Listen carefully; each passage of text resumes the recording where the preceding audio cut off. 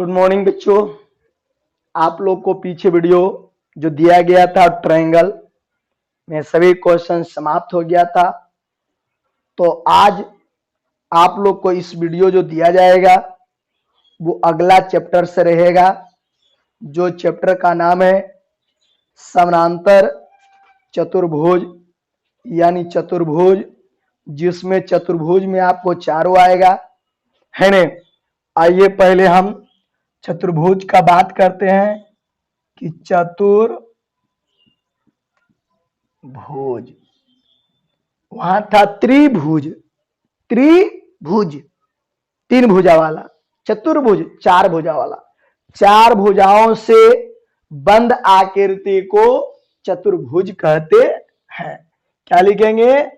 चार भुजा से बंद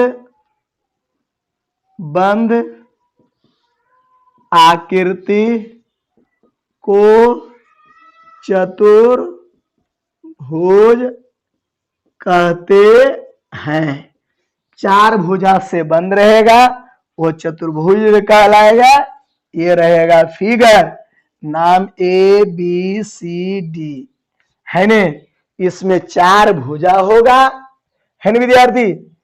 क्या इसमें चार भुजा? कै भुजा? चार भुजा। एक का नाम ए बी, एक का नाम बी सी, एक का नाम सी डी और एक का नाम ए डी। ए डी, ठीक है।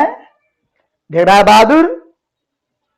दूसरा बात इसमें याद रखिएगा कि इसमें चार शीर्ष भी होता है। शीर्ष जो अंग्रेजी के बड़े अक्षर होते हैं, उन दो दो अक्षरों को मिलने से भुजा लिखाता है। ए बी सी डी, चार गो शीर्ष है। ए बी सी, सी और डी, ये चार गो शीर्ष है। इसमें चार गो कोण होगा। इसमें चार कोण होता है। एक को दर्शाएंगे ए बी सी और ये डी। और आपको ऐसे बताए थे कि जिसको लिखना रहेगा उसको बीच में, जैसे ए को लिखना है तो बी ए डी या डी ए बी, बात एक ही है। और जो इसको इस प्रकार से मिलाते हैं, मैंने आपको 8वां में भी बताया गया था, इसको विकर्ण कहते हैं। तो विकर्ण कै गो हो गया बहादुर? तो इसमें दो विकर्ण होता है, दो विकर्ण होता है। एक का नाम ए सी और एक का नाम बी डी। तो याद रहे कि चार भुजाओं से अथवा चार कोनों से बंद आकृति को चतुर्भुज कहते हैं। इसमें चार भुजा होती है, चार शीर्ष होता है, चार कोण होता है और दो विकर्ण होता है, जो आपके सामने लिख दिया गया है। अब इस चतुर्भुज के प्रकार, टाइप्स ऑफ, जो चतुर्भुज आपने पढ़ रहे हैं, जैसे आपने त्रिभुज पढ़ा था, त्रिभुज के प्रकार पढ़े थे, उसी प्रकार से ये चतुर्भुज के भी प्रकार हम लोग पढ़ेंगे और उसी के आधार पर उसका सूत्र भी होगा। जैसे त्रिभुज के आधार पर सूत्र था समबाहु त्रिभुज का, विषमबाहु का, समकोण का, उसी प्रकार से इसमें भी होगा। देखिएगा, तो आपने इसको गौर से 20 सेकंड देख लीजिए।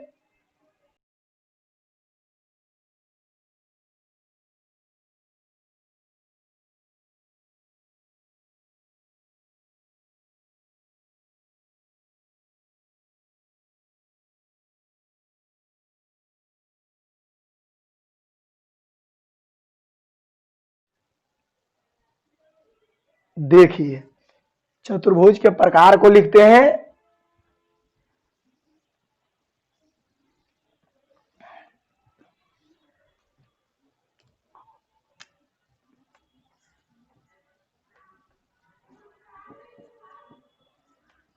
चतुर्भुज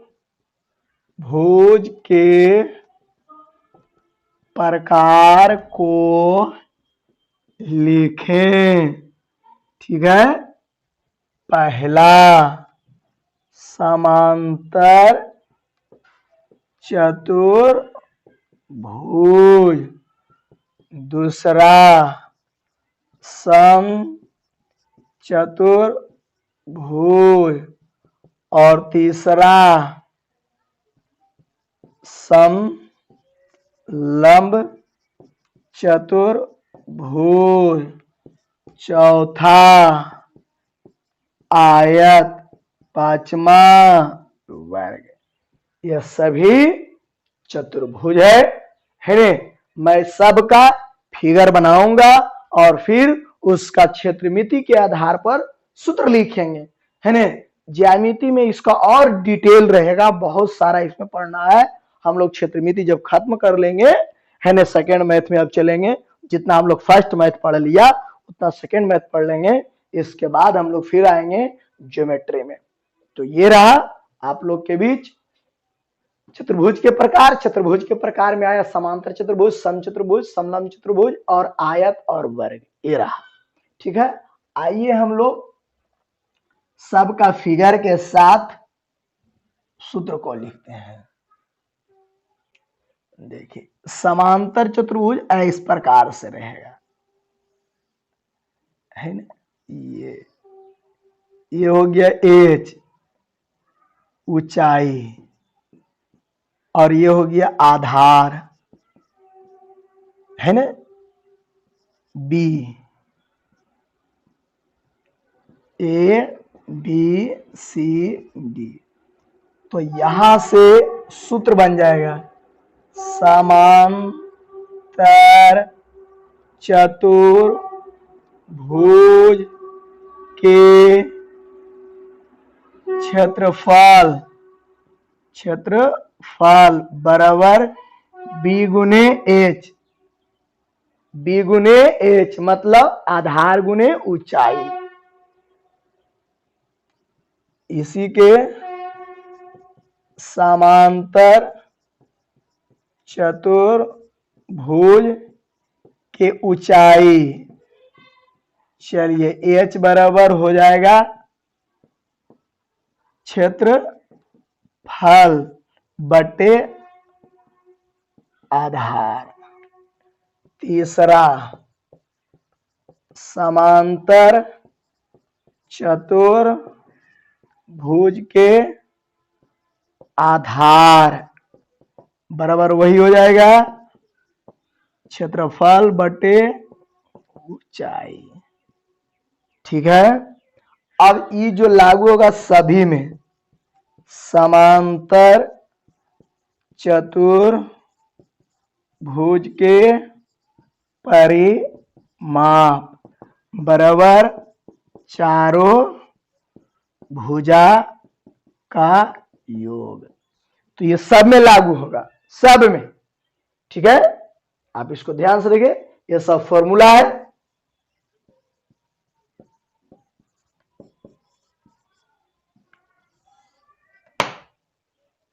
याद रहे।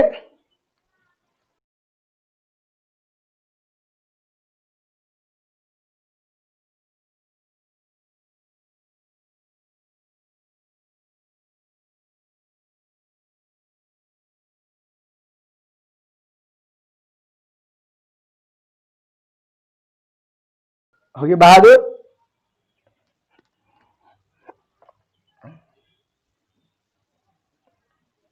आठवां वाला जो आप लोग को बताया गया था विशेषता त्रिभुज चतुर्भुज के, वो सभी इसमें कभी कलाल कुछ कुछ या लागू होगा। इसके बाद दूसरा था सम चतुर्भुज। सम मतलब बराबर, यानी इसका सभी भुजा बराबर होता है। सब भुजा क्या होता है? बराबर। तो सम चतुर्भुज के एक विकर्ण ई होता है, एक विकर्ण ई होता है। इसको D1 कहते हैं, इसको D2 कहते हैं। नाम कुछ भी दे दो, D1 D2 कुछ भी। तो यहां से पहला इसका चलेगा कि सम चतुर्भुज के क्षेत्रफल बराबर 1/2 गुने D1 गुने D2। ठीक है, मैं लिख दूंगा कि D1 D2 क्या है। दूसरा सम चतुर्भुज भुज के पहला विकर्ण यानी D1 निकालना चाहेंगे तब दुगुने समचतुर्भुज का जगह नहीं बहादुर क्षेत्रफल बटे D2 है ना। D2 यानी D1 को आप कहते हैं पहला विकर्ण और D2 को आप कहते हैं दूसरा विकर्ण। यानी दोनों क्या चीज है तो विकर्ण है, दोनों क्या है विकर्ण। तो तीसरा इसका सूत्र निकलता है कि सम चतुर्भुज के भुजा ए बराबर 1/2 गुने D1 के स्क्वायर प्लस D2 के स्क्वायर, ये सूत्र होता है। इसके बाद चौथा समचतुर्भुज के परिमाप 4 गुने ए अथवा भुजा मालूम रहेगा तब सम चतुर्भुज के परिमाप बराबर 2 इंटू अंडर रूट D1 के स्क्वायर प्लस D2 के स्क्वायर। ये लगाएंगे विकर्ण रहेगा तब, भुजा देल रहेगा तब। इसमें एक सूत्र और रह गया, ऊंचाई बराबर समचतुर्भुज के ऊंचाई बराबर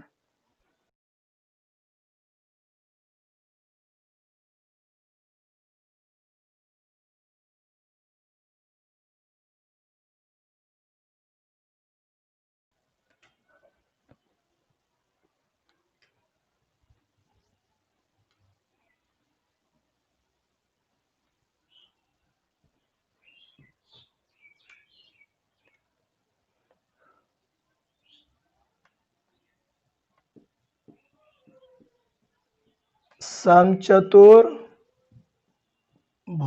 के ऊंचाई h बराबर D1 गुने D2 बटे अंडर रूट D1 के स्क्वायर प्लस D2 के स्क्वायर। ये रहा चतुर्भुज का टोटल है ने समचतुर्भुज। ठीक है विद्यार्थी। और आगे है समलंब चतुर्भुज। समलंब अक्सर फिगर इसको ऐसे बनाते हैं, ऊपर ए नीचे बी और ये हो गया एच। इसको बोलते हैं समांतर भुजा और इसको बोलते हैं समांतर भुजा के बीच की दूरी या ऊंचाई। तो यहां से पहला फिगर बनता है, सूत्र बनता है समलंब की क्षेत्रफल 1/2 HA प्लस बी। ठीक है। यदि इसका दूसरा सूत्र बनाएंगे कि समलंब की ऊंचाई बराबर तो 2 गुने क्षेत्रफल और बटे ए प्लस बी। समझ रहा है, देख रहा है। और इसमें अब आ जाते हैं हम लोग आयत। आप इसके बारे में तो जानते हैं, ऐसे आपको यहां पर ही पढ़ना नहीं है। ये लंबाई होता है, ये चौड़ाई होता है। आयत की क्षेत्रफल लंबाई गुने चौड़ाई, आयत की परिमाप 2 इंटू लंबाई जोड़ चौड़ाई। और तीसरा आयत की विकर्ण बराबर अंडर रूट लंबाई स्क्वायर प्लस चौड़ाई स्क्वायर। ठीक है, देख रहा है, छाप दो।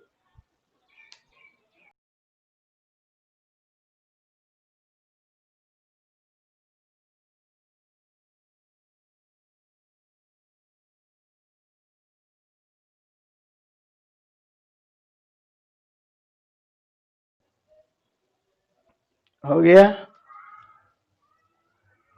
इसके बाद वर्ग,